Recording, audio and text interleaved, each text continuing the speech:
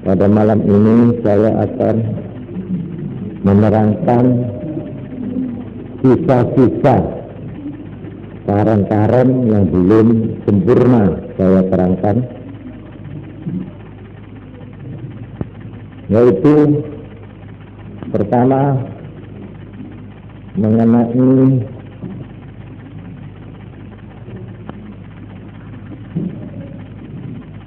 keterangan fakir dan zuhud. Satu, ada yang kurang sempurna yang perlu saya tambahkan. Dan kedua mengenai soal amar ma'ruf nahi munkar, yaitu diktat yang belum selesai diterangkan, akan saya terangkan malam ini juga. Keterangan tentang fakir dan zuhud ini saya ambil sepenuhnya dari kitab Ihya Ulumuddin juz Rabi' juz keempat.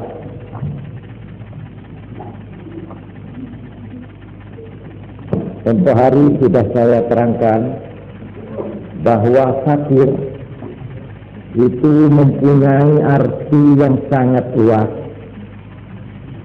Yang pokoknya fakir itu artinya perasaan ketergantungan, membutuhkan pertolongan dari Tuhan. Ini arti singkatnya fakir. Memang itu sebagai arti umum.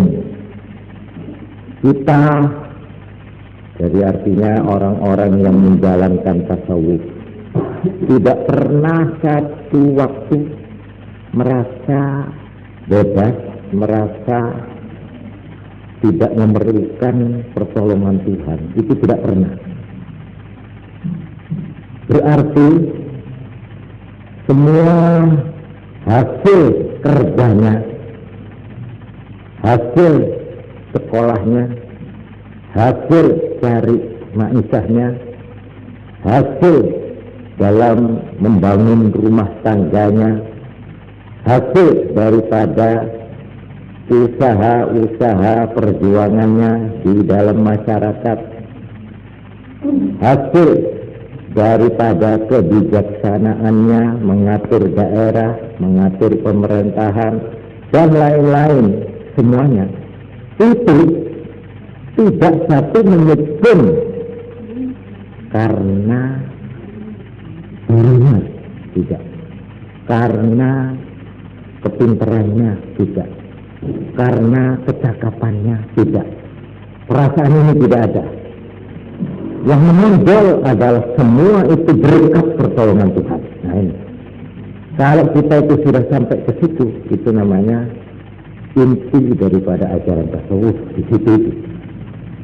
Ini secara umum. Tetapi fakir dalam arti harta, ini harta atau uang, nah ini definisi atau pengertian fakir menurut tasawuf dan fakir menurut syariat, menurut fikih tidak sama. Ini yang perlu saya terangkan. Nah, menurut syariat, menurut fikih, jeneng fakir itu adike miskin. Jadi menurut fikih ana sing dijenengi wong sugih, wong miskin, wong fakir. Itu fikih. Syariat.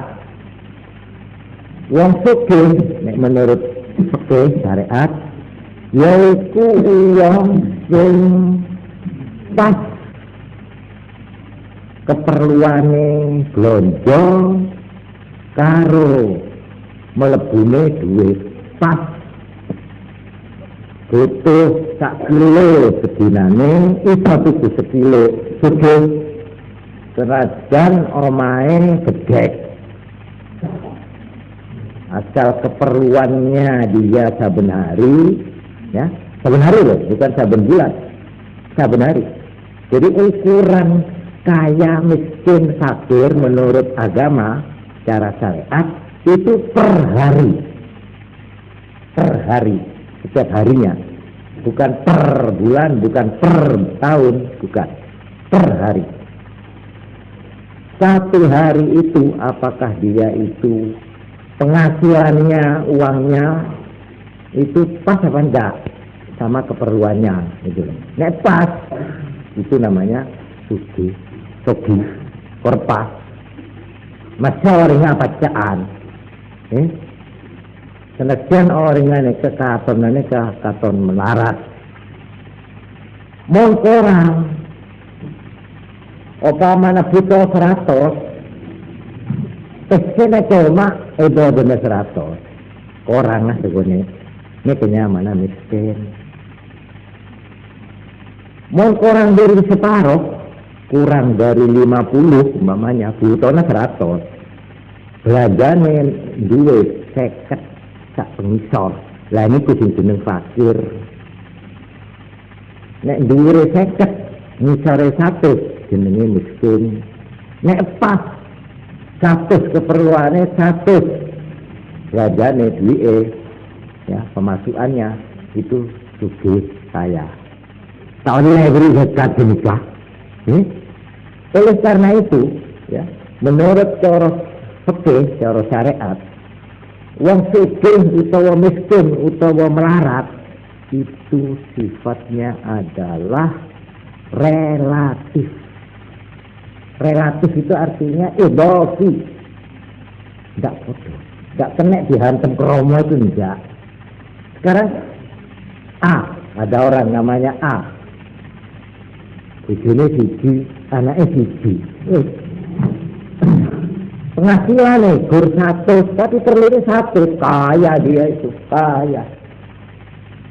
Lah nek ana wong nanggung wong selawe sak omah umpamane dia itu selain itu punya kantor, punya perusahaan, kuli-kuli sakit turute yang harus dia tanggung. Penghasilannya kurang dari itu. Senajan dia punya pabrik, miskin itu. Miskin itu. Biar kelihatannya mondar-mandir dengan mobil, ya. Tapi kalau dia itu tidak cukup untuk menutup belanjanya, belanja yang ditanggung ya terserah yang ditanggung berapa oke sih ditanggung kok enggak cukup ya miskin kalau kurang dari separuh fakir gitu. Ini ukuran zakat itu di situ ya ukuran zakat lil fuqara wal masakin itu jadi masih yang celananya jual umpamanya kainnya itu kain mahal, tapi nek penghasilannya tidak cukup, itu sebenarnya miskin itu. Gitu loh. Ini ukuran cara syariat atau fikih. Lah nek cara tasawuf ya napa? Nah niki. Al-faqiru ibaratun an faqdi ma huwa mustajib ilaihi. Amma faqdu ma la hajata ilaihi fala yusamma faqran. Menurut tasawuf sing menyamai fakir ya dia orang setaan di barang seketika ya gitu barang yang diperlukan dia tidak punya itu fakir. Oleh karena itu kalau dia itu tidak punya barang yang dia tidak perlu, tidak memerlukan untuk keperluan sehari-harinya, bukan fakir dia itu. Nah, ini pengertian tasawuf. Ya. Sekarang saya contohkan, ada orang demi untuk lancarnya pekerjaan orang itu. Dia harus sedikitnya punya sepeda motor untuk hubungan ke sana kemari umpama harus punya telepon sebab dia harus cepat berhubungan dengan apa itu dengan langganannya atau apa terus dia tidak punya itu padahal dia perlu sekali itu nah itu fakir namanya fakir. Jadi dia perlukan malah tidak ada. Tapi dia motornya 10, tapi tidak ada telepon. Fakir dia itu. Fakir terhadap telepon. Begitu. Yang diperlukan telepon, tak ada telepon. Fakir dia. Tapi fakir dinisbati ilal telepon. Gitu. Tapi kalau orang itu tidak perlu telepon, tidak perlu mobil, dia tidak pernah bepergian jauh. Dia cuma ya paling nang pasar, nang tonggo separuh. Biar dia tidak punya mobil, tidak punya telepon, tidak punya skuter, tidak punya apa-apa ya sudah. Nah, memang perlunya dia cuma nang langgar, nang tonggo separuh, nang pasar, bagaimana, cukup jalan kaki. Wah itu bukan fakir itu. Itu orang yang nyaman, itu nyaman, nikmat hidupnya itu. Nah, ini pengertian begini ini yang harus dimiliki. Jangan kita melihat banyak sedikitnya uang, jangan melihat banyak sedikitnya benda, jangan melihat mentereng tidak menterengnya benda. Nah ini orang yang disebut keluar dari real. Nah sekarang umpamanya di sini diterangkan oleh Imam Ghazali. Paling sedikit orang itu semua membutuhkan 3 perkara. Paling sedikit 1, makanan pokok. Makanan pokok itu alias beras. Ya di sini beras. Wong mangan beras masih tidak nganggo ya, tidak apa-apa. Yang penting pokok berasnya itu. Ini 1. Nomor 2, pakaian untuk menutup aurat, bukan untuk ganteng, bukan, untuk menutup aurat. Nek wong lanang asal ujule gak katok, mungkin sewu ini. Lan jengkule mboten katok, sudah. Itu diperlukan. Perkara ejal itu lain, itu sudah termasuk kelebihan itu sudah. Itu yang kedua. Pakaian untuk aurat. Nomor 3, rumah pengayuman ngiyup kanggo ngiyup sangka panas sangka dingin sudah.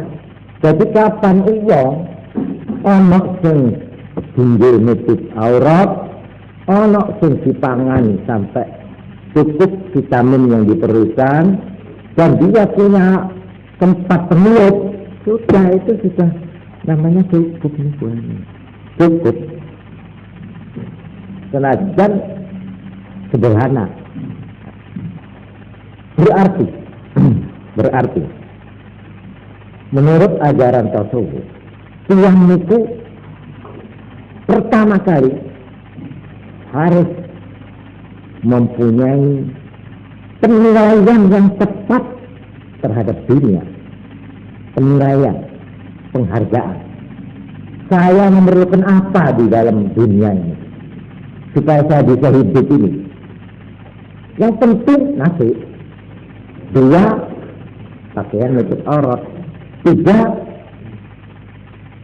rumah. Sudah. Ini yang buat saya yang paling pokok. Ini sudah, itu namanya sudah terpenuhi maksud saya yang paling prinsip. Perkara rumah memerlukan jendela, lah itu lain lagi sudah ukurannya. Itu lain sudah. Jendelanya harus ganti apa 1 tahun. Nah ini sudah lain lagi itu. Ini sudah termasuk tambahan itu, bukan yang pokok. Kalau kita itu bisa menyusun pandangan begitu itu, wah ini cocok dengan falsafat tasawuf. Ini sing pokok, ini sing sabar. Tapi nek kon mulih setengah, ya, ngeluh sirai karena orang di TV. Sebab tangganya di TV itu kan itu kocok namanya. Itu kocok jombo-jombongan TV itu. Apa kamu TV? Apakah kamu kalau tidak punya TV terus tempat masa bisa tanggung ya Allah? Lah di sini. Jadi kita itu harus mengadakan penilaian secara terbalik betul-betul dari pandangan orang di kanan kiri kita. Nek wong kemaruk ngene itu jarno. Dia itu mempunyai penilaian sendiri. Dia mengira bahwa orang itu menjadi mulia atau tidak mulia karena rumahnya atau karena makanannya. Tapi nek makanan ndak spiro, nggih. Tapi sing paling niku pakaian kali omah. Wah, niku masyaallah godane pun niku luar biasa. Tapi nek makanan biasanya sak siji-siji wong panganane biasanya mboten sepiro, ndak ndayani. Sampeyan delok ya, Pak. Nek dipikir, sebab napa? Sebab wong mangan iku ndak konangan. Ya kula kali bojo kula mangan sego mamane nggih. Ono lawuhe, mosok ono wong haru-haru ngoten. Tanggo tepare ndak ero. Pokok asal bojoku ambek aku doyan wassalam. Nggih. Tapi nek omah utawa nek kelambi, wah lah niki. Terus malah disawang wong niku lho. Wah gak pantes. Wah iku anu kok ngono lah niku. Niki biasanya terus gas berikut. Ya. Nah, padahal itu sebenarnya menarik kita pikir untuk kepentingan diri sendiri ya. Itu sebenarnya tidak perlu dibesar-besarkan mestinya, ya, mestinya. Ini tahu pisang, kalau niku kapok dan masya Allah. Ono wong nggoni niki tapi masya Allah. Pokoknya cara zaman sak niki boten pantes malah. Malah kelebu kurang sopan. Tahu lho kita. Nyarengi almarhum kakang kula kayak Halim Siddiq, ya Halim. Nang Jakarta. Niku sing dadi Menteri Agama nalika niku Pak Ilyas. Pak Ilyas niku kancane Ki Halim, nggih kanca biasa mun kancane keran ngoten ta. Cara gampangan jumbritan napa ngoten nggih. Niku kalau kula rebe ini tinggalan niku sampai gak karuan keringet ndak karuan. Napa? Mulai teko omah sampai Jakarta niku Ki Halim niku piaman tok. Masuk kumon sampean. Kula sik nom-nom mesti gagah-gagah kula niku. Kula isin banget. Tapi arep milik nang niku. Takok. Ya Halim piaman ya piaman kae biasa niku. Ya Allah, sarungan nganggo sandal piyama. Aduh ya Allah. Pak kelas siji sampean. Tebur kelas siji. Kalau kuwi padahal kuwi niku ya tolak sudah. Mana saya palong, mana saya celana, mana gue jaga sudah. Masa kita hal nganggo itu, saya bilang itu sejak kamu tidak iso man. Akhirnya sampai di Jakarta saya punya John ya, onggo wetas. Kira-kira kan wis teko kono yang moso dak saleh ya berarti ya. Wah, arep nang omahe menteri. Lah kok jebule ndak. Ya Allah kebangetan berarti. Tapi nang omahe menteri agama niku piaman sampeyan dosa. Oh, kok ndak ngeli kabeh. Kulo keringetan. Arep maju niku yo nopo ngono. Akhirnya kalau bareng pun kepethuk, nggih alhamdulillah biasa. Bareng dadi kepethuk niku sang mboten kuat niku dadi mudun. Kuwi niku etok-etok tanglet. Napa mboten besorasuan salinan begini ngoten. Ya saya itu berani sebab saya ini sudah di Jakarta itu orang dinilai karena pakaian. Betul. Biar orangnya alim, biar orangnya pintar intelek. Biar dia itu orangnya bagaimanapun pemimpin, tapi kalau pakaiannya itu tidak pantas, dia dihina oleh orang di Jakarta. Karena sekarang begitu. Ampun. Ya apa jawab dia Halim? Sejar norawis aku tak kiamahan naik. Nek Kiai Ilyas pancen isik nganggep aku tuh kancane, ya mosok delok kiamahku. Niku jawab kula niku ngerti rupane Kiai Halim niku nek kula niku sungkan nggih isin macam-macam. Akhirnya betul temenan. Padahal itu pakaian piyama itu mestinya hanya untuk tidur. Coba. Kalau pakaian untuk tidur dibawa menghadap Menteri Agama. Coba. Padahal Menteri ini kurang terhubur dewe. Begitulah jadi akhirnya jagongan. Ya biasa. Cuma saya ini nggak maklum ya mbak ini gue nganggu tata cara kesopanan dohir ini gue nggak tinggal. Pancen gini. Ini kiai priayi. Kiai lihat nih. Iku pancen nggih pun ngoten. Pancen bringi sekolah HIS. Pinter terlobo ya. Tapi nggih santri sing kebireng. Nah, ini rada menilai secara kepantesan etiket secara zahir itu memang dipakai.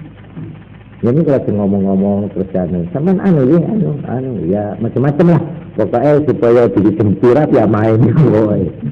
Tapi kowe halim betul. Rupane niku ngajari kula. Memang soal kepantesan itu perlu dipelihara. Tapi kamu dalam satu waktu jangan gandoli itu pada satu waktu. Mulai seseorang tidak ditentukan oleh pakaiannya, tidak oleh rumahnya, tapi oleh kepribadian orang itu. Kalau orang itu pribadinya besar, akhlaknya baik, tindak tanduknya baik, sikapnya baik, biarpun numpak cikar dia dihormat oleh orang. Biar dia ini saya itu, kayak Kiai Hasyim Asy'ari terus iling ya terus jadi santri. Kiai Hasyim itu saben kemari mulang ya meriksa sawah. Nang sawah tak cikar. Cikar ini kalau cikar biasa nih ya. Cikar sapi nih.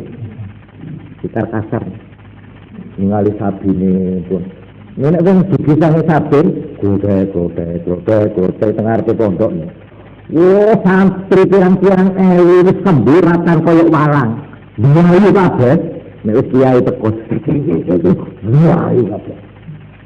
Yang numpak sepeda muslim sama perlu hormat nang kiai. Salaman tawaduk nang kiai Hasyim kabeh wong kok betul kok disilah sabar ya. Ya Hasyim, aduh mak numpak jikar saudara. Enggak ada yang begitu. Jadi kemuliaan seseorang itu menurut ajaran tasawuf tidak ditentukan oleh benda-benda yang menempel kepada orang itu. Benda menempel apa? Yang sembarang wow. Janganlah meletakkan harga dirimu pada benda-benda yang menempel di kanan kiri. Ini ajaran tasawuf. Carilah kebesaran itu dalam tubuhmu sendiri, dalam dirimu sendiri. Pokoknya corong lecok nih. Ayu itu duduk ayu putur, duduk ayu gincu, duduk seleret tubuh macam-macam, bukan di situ letak kecantikan. Ini wanita yang sederhana. Kecantikan adalah terletak kepada manisnya sifat sebagai wanita. Nah itu. Bahwa apa rupanya dia itu sesuai dengan kewanitaannya. Masya Allah, agung orang itu. Agung di mata orang perempuan juga agung di mata orang laki. Perkara kecantikan secara muka malah nek cara sing kemenan itu. Justru yang alami, yang bersifat alam, tidak dipoles-poles macam-macam. Lah ini malah itu, sing ayu itu. Tapi nek sing sendolan ini sampai sensi, maaf nih. Malah kadang-kadang wedi lanang iki. Umpamane ning sewu niku, umpamane oleh wedakan. Umpamane ono wong gak iso mantes nih. Gintuan sampai masya Allah. Gintuan itu kakek umpamane. Napa nek kakek tambah ndak nang mboten malah wedi ndelok iki. Jadi dengan perkataan lain, nah inilah yang saya ingin sampaikan. Tasawuf intinya mengajak orang hidup sederhana dan hidup secara wajar menurut keadaan masing-masing orang. Ini kesimpulannya tasawuf untuk umum begitu.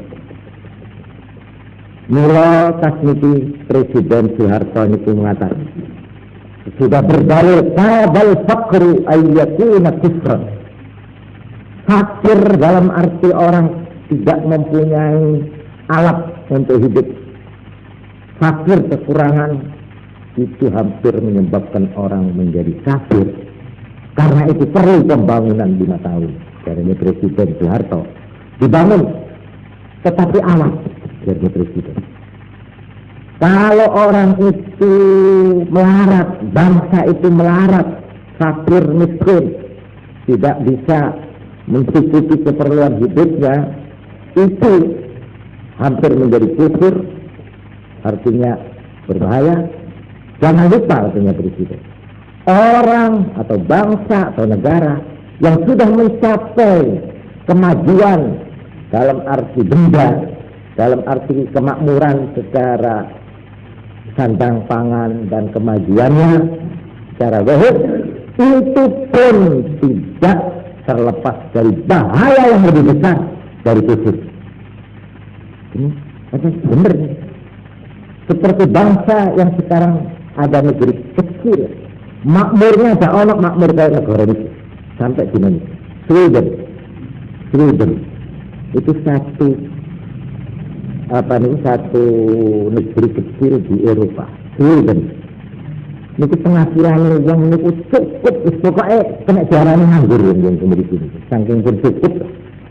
Akhirnya bagaimana? Karena tidak ada yang dikerjakan dan tidak punya pedoman hidup agama artinya yang kuat, akhirnya dari Sweden inilah timbulnya segala penyakit demoralisasi yang sekarang melanda di seluruh dunia.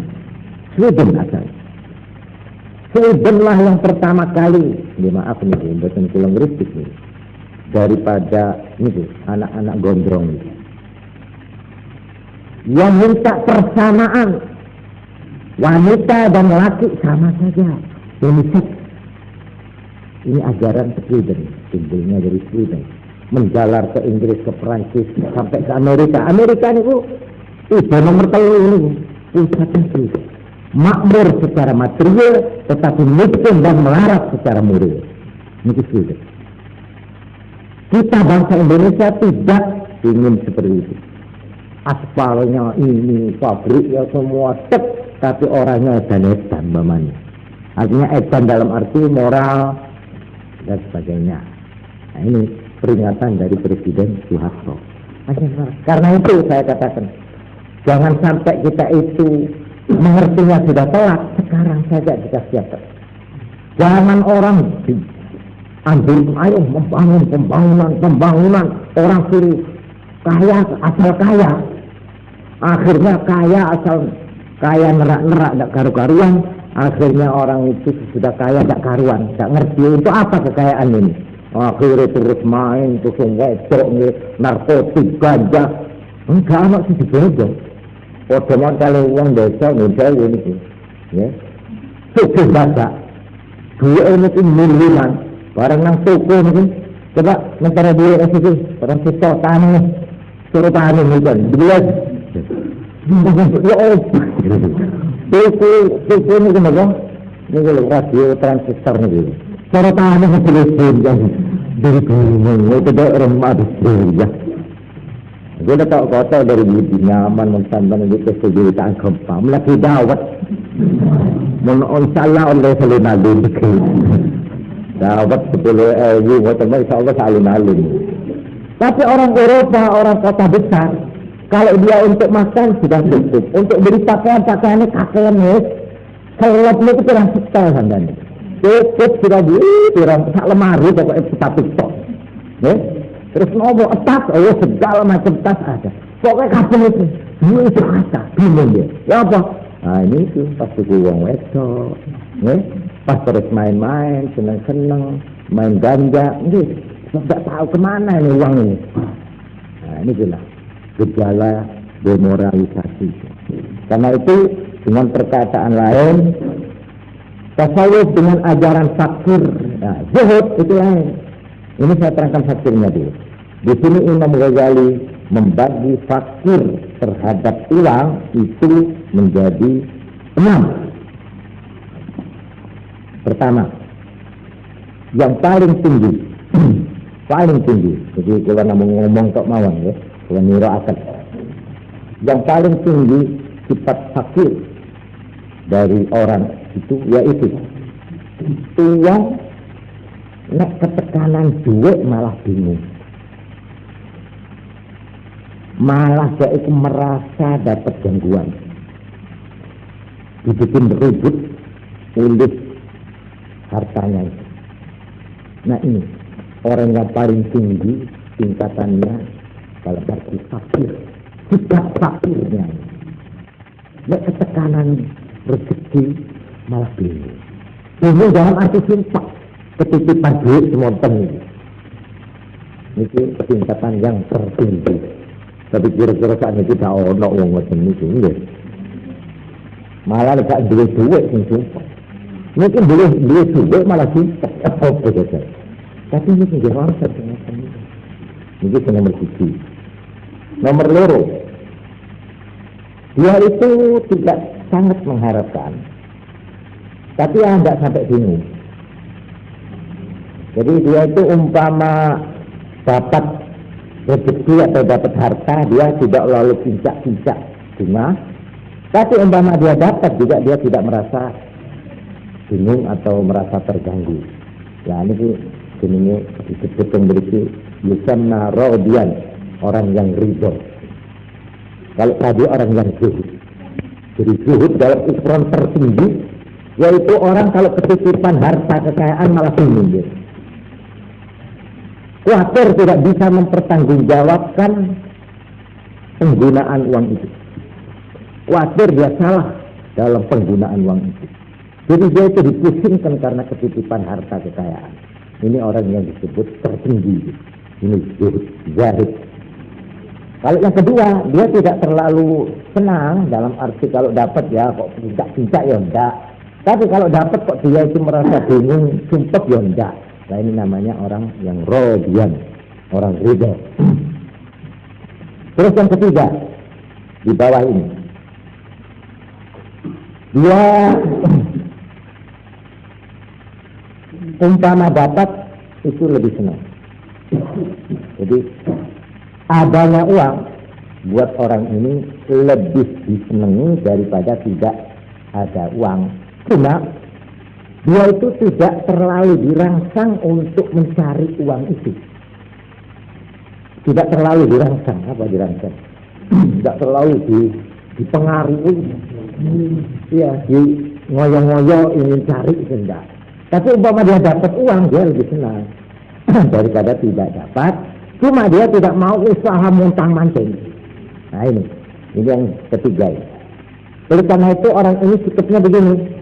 Saya lebih senang ada uang, tapi uang itu tidak dengan kangelan, dengan susah payah montang-manting.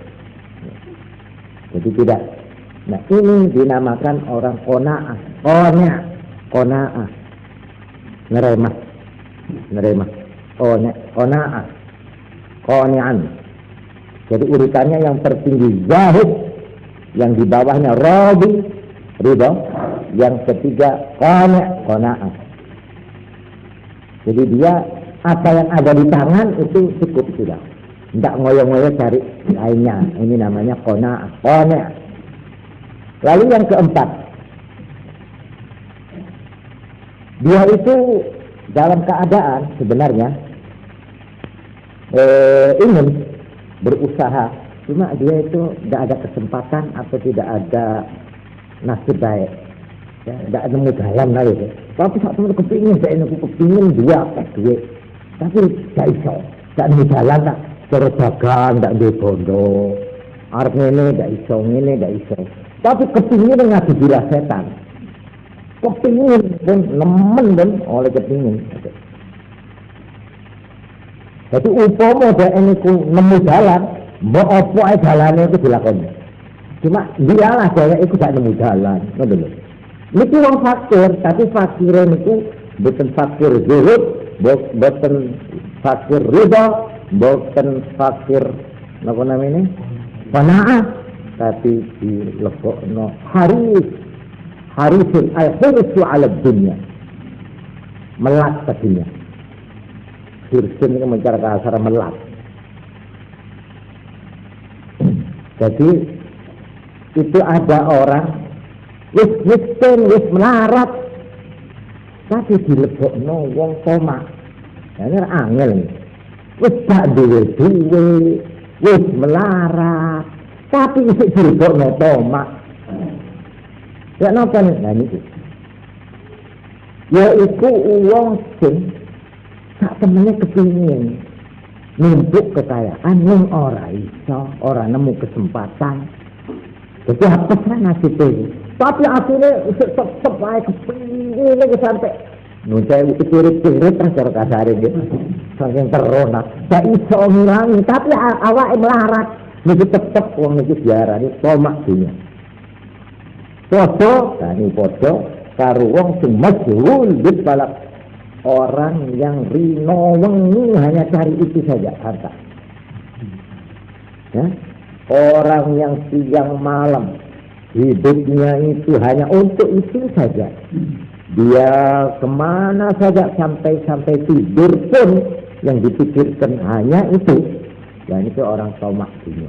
Hari itu sama dengan orang fakir tadi itu yang ngoten bodoh. Nah, ini rakyat ini sebenarnya rugi Indo ini. Salah abang belara. Golongan orang sedekah. Kan repot mereka.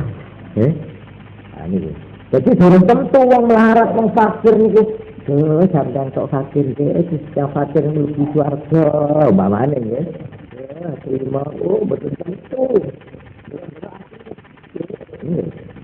jadi Imam Ghazali kelebihnya gitu apa zuhud, apa ridha, apa qanaah, apa al-hirsi jadi al-hirsi itu luru bentuknya satu bentuk orang larat, satu bentuk orang yang kerja montang-manting. Ini sama pangkatnya orang dia. Sama-sama dianggap orang yang gila harta. Yang satu berhasil, yang satu tidak berhasil, betul. Tapi dua-duanya capek bodoh. Ini yang keempat. Lalu yang kelima.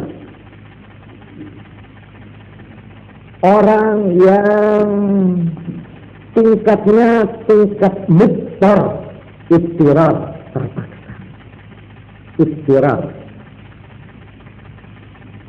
Ini tingkat istirar. Ini hanya menerangkan dia ini betul-betul orang kelaparan, orang telanjang, dan orang bambung dan dua umat. Ini istirar. Wong sing kepeksa. Ini punya hukum sendiri ini orang. Omah orang duwe. Padahal ini minim ini paling sedikit orang punya rumah, tidak punya bambungan, gelandangan. Arep mangan dia tidak bisa. Ini orang kelaparan. Dan pakaian juga tidak punya sampai dia itu telanjang tidak karuan.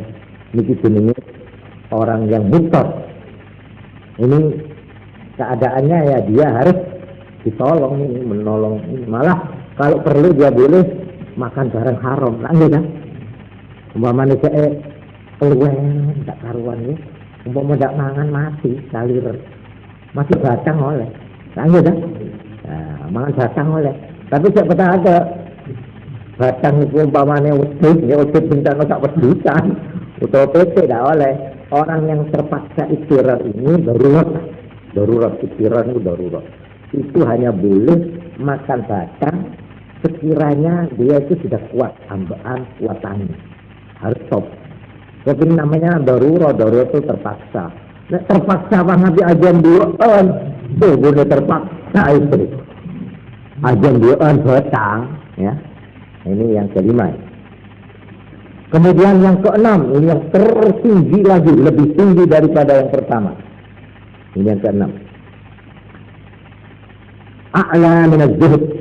Wah, ini yang paling aneh ini. Ini yang keenam ini. Ayyastawi 'indahu wujudul mali wa faqih. Hatinya, sikapnya, dirinya, tingkah polanya sama.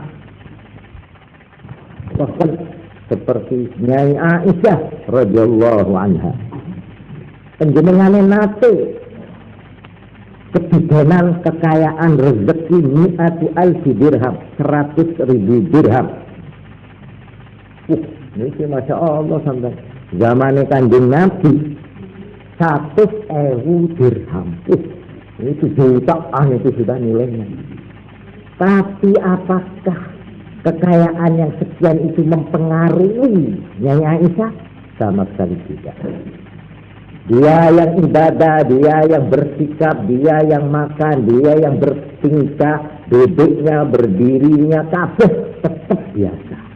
Tidak berubah karena kedatangan 100.000 dirham. Akhirnya bagaimana? setelah diambil oleh Nyai Aisyah 100.000 dirham, pada hari itu juga dibagi kepada tetangga-tetangganya, kepada orang-orang yang membutuhkan sampai habis. Tidak ada penilaian orang ini sudah. Nombok nalika kumpul 100.000 dirham, ya tidak apa-apa. Terus dibagi wabentek, tidak apa-apa. Ini yang paling tinggi. Ini yang paling tinggi. Sampai-sampai khadame itu, khadame yang kopi lah, batur estri, matur teng Siti Aisyah Nyai. Ini kabeh dikekno kabeh yang 100.000 ini ndak dikarekno. Jadi akhirnya matur niki si batur niki. Mastata'ati fima farraqtu al-yawm an tastariyana bi dirham lahman nukiru alaih. Niki mau jarang wonten sing dadi kangge buka. Napa mboten panjenengan ngene sak dirham mawon kangge tinggi daging kangge buka mangke. Coba sampai lalu gitu. Sampai jalan sampai batur ini. Padahal di tangan beliau itu 100.000 dirham. Lah sing arep kanggo tuku daging kanggo buka sak dirham mau mboten wonten sing dikarekno ngoten niku. Napa tuwon ngoten niku ya. Akhirnya barang wis telat sakalat lau zakartini la fa'altu wa la kok ndak ngiling-ngiling no mau. Sebab kan ngiling no mau ora wis sak ngene sak dirham. Coba. Jadi dia itu sehari-hari itu menjadi miskin melarat sampai untuk beli kanggo buka ini tak duwe. Coba. Wong ngeten niki nggih siji ya di antara 1 juta niki ya. Jadi niki kata Imam Ghazali faman hadha haluhu law kanat ad-dunya bihawasiriha fi yadihi wa khazainihi lam tadurruhu. Orang yang seperti orang ini katanya Imam Ghazali, biarpun seluruh dunia dengan isinya ini menjadi milik kekayaannya di tangannya, di gudangnya, di lemarinya, lam tadurruhu. Dunia itu tidak akan membahayakan apa-apa pada orang. Ini orang zuhud katanya Sayyidina Ali karramallahu wajhah. Kalau andai kata kamu kaya sekaya-kayanya, tetapi hatimu tidak di bawah pengaruh hartamu itu, akhlakmu tetap, sikapmu tetap, ibadahmu tetap, tingkahmu tetap, sama sekali tidak terpengaruh oleh datangnya atau tidak datangnya harta, kamu zuhud. Sekalipun seluruh kota ini menjadi milikmu. Ini Sayyidina Ali Dawud. Tapi untuk sampai ke sini, Masya Allah ini harus latihan. Nah, melatih itu bagaimana? Pertama harus kita mengerti duduknya perkata. Apa itu yang dinamakan dunia? Dunia untuk kehidupan dan nilai hidup itu apa? Itu harus dibenerkan dikit. Mana yang lebih berharga? Nah, ini semula tentang Quran itu ngebalik-balik wal akhiratu khairu wa abqa sak dituruteni kompon ya. Sampai saking kepinginnya ya ini. Karena umumnya harta benda itu tidak ada orang yang enggak seneng, enggak kepintut. Mulane agama niku nek ngilingno niku kadang-kadang kok kenemenan, ya, kenemenan. Sebab nek gak dinemeni nek cuma sithik-sithik wong ndak iso. Dadi ngene lho ya. Nek cara ilmu alam ngeten.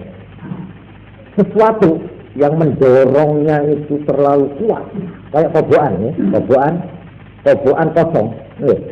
Sampai lebokno nang jero banyu. Niki kobokan niki badhe muncul apa mboten? Larak ngerebut badhe munggah nggih. Nah niku tekanannya harus lebih kuat. Berarti sampeyan sing menek niku kudu iya ngoten. Sehingga dia itu mau naik nggak bisa karena ditekan kelewat. Tapi kalau nekannya itu lama-lama situ-situ kalah sampean malik nih kobokan telepon banyu. Itu sebabnya maka agama itu ngiling ojo seneng dunia itu malah sampai dikatakan dunia itu adalah batang yang sing golek batang itu asu. Coba itu jangan dikira loh. Kalau begitu kita ini disuruh benci dunia. Oh, kawan itu tidak ngerti maksudnya. Maksudnya tekanan untuk memperingatkan bahaya dunia itu ditekankan 180 derajat karena keinginan orang kepada harta itu begitu nyokot, begitu gampang sampai 300 derajat. Kalau tekanan kita itu cuma 100 derajat, amblas. Mulai giling-gilingnya sampai dikatakan di dalam ajaran-ajaran agama, terutama di tasawuf ya, al-malu ad-dunya, barang dunia ini halaluha hisab wa haramuha azab. Itu satu judul. Dunia atau harta itu halaluha, halal itu hisab, akan diperhitungnya. Jadi nek kula niku nyambut gawe barang halal itu harus bisa saya terangkan di besok, ditanya kon di sesudah dapat kamu gunakan untuk apa, itu mau diperhitungkan secara jelimet pada waktu hari kiamat besok. Itu kalau halal. Lah kalau haram, wa haramuha azab, haramnya benda harta itu siksaan. Tidak ada harta yang haram yang tidak mengandung azab, itu tidak ada. Tidak di dunia, di akhirat ditunggu dan itu mesti. Nah, itulah sebabnya. Jadi aja keliru paham. Nek ono kata-kata ulama atau kitab sing ngiling dunya sampai ke nemen niku supaya sekedar untuk timbangan nemene ketuntut nang dunya itu supaya agak tertekan. Lah kalau sudah tertekan malah sedengan, ngoten lho karep ini. Jadi nek pancen sing lugu-lugu, kita hidup di dunia ini ya memang harus mengikuti aturan dunia. Cuma jangan sampai lupa pada tujuan perjalanan yang jauh ini. Jadi nek cara gampil untuk gambaran kita menggambarkan dunia, kaya kula teko Jember arep nang Jakarta numpak sepur, nggih.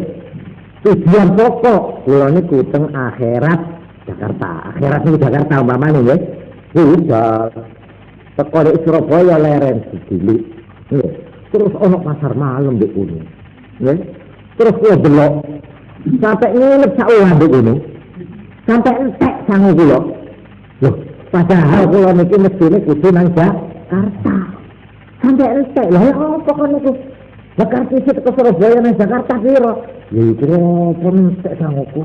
Lah ya apa? Ya mbak aku tidak sedap mungkin di Surabaya ndelok pasar malam ini akhir kerasan sampai lain aku itu harus ke Jakarta. Lho iki sampai ngoten karepe niku.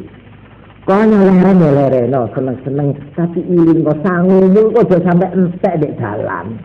Sebelum sampai ke tujuan terakhir yaitu Jakarta. Nek ngono gak apa-apa. Nah sampai ini bakal mati, bakal urip sing ndak ono batas selamat niku besok niku. Loh, kalau kita belum sampai ke sana, jangan habis sangu ini di tengah jalan, ngoten lho karepe.